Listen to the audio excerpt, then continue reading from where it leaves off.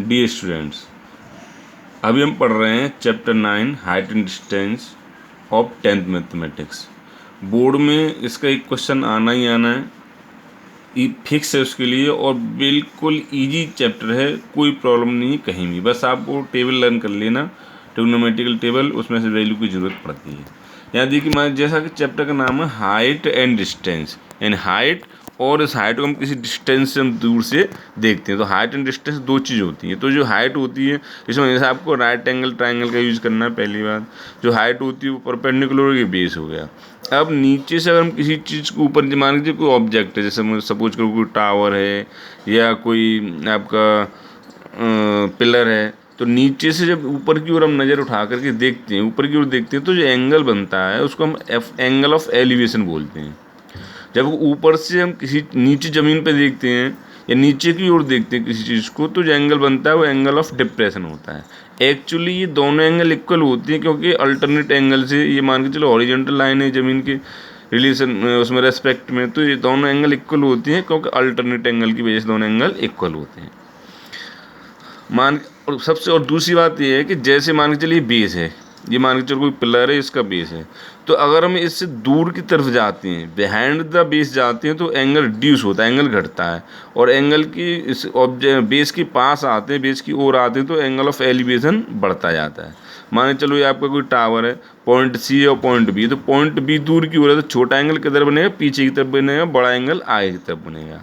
जितना एंगल ऊपर से अगर देखा है तो ये लाइन खींच, अगर ऊपर से कोई चीज़ देखते हैं तो ये लाइन खींचनी जरूरी है एंगल ऑफ डिप्रेशन को रिप्रेजेंट करने के लिए। जितना एंगल ऑफ डिप्रेशन होता है उतना एंगल ऑफ एलिवेशन होता है। तो अगर ये 45 का तो ये 45 का, ये 60 का तो ये भी 60 का। अब देखो बेटा इसमें क्या लगाना है, रिलेशन देखते हैं। अगर हमें परपेंडिकुलर बेस, परपेंडिकुलर हाइपोटेन्यूस में रिलेशन लगाना है तो साइन थीटा लगाएंगे, बेस और हाइपोटेन्यूस में रिलेशन बनाना है तो कॉस लगाएंगे, और परपेंडिकुलर और बेस में रिलेशन स्थापित करना है तो हम क्या लगाएंगे, टेन। इन तीन ट्रिग्नोमेट्रिकल रेशियो से पूरे सवाल सॉल्व हो जाते हैं। ठीक है, मान के चलिए इन तीन से अपना काम हो जाता है। अच्छा, नेक्स्ट एग्जाम्पल 1, मैं आपको एक एग्जाम्पल दे के बता रहा हूँ, बड़ा ईजी से है। मैं एग्जाम्पल आपको NCERT के फर्स्ट एग्जाम्पल है शायद ये। The tower stands vertically on the ground from a point on the ground which is 50 meters away from the foot of the tower. The angle of elevation of the top of the tower is found to be 60 degree. Find the height of the tower. एक question समझो, वो कह रहा है कि कोई tower है और टावर से 15 मीटर की दूरी पे हम ज़मीन से देखते हैं, तो टावर का एंगल ऑफ एलिवेशन कितना, 60 डिग्री है। वो क्या कह रहा है, find the height of the tower, height पूछ रहा है, यानी परपेंडिकुलर बेस में रिलेशन लगाना है हमको। तो परपेंडिकुलर बेस किस में आते हैं, 10 में।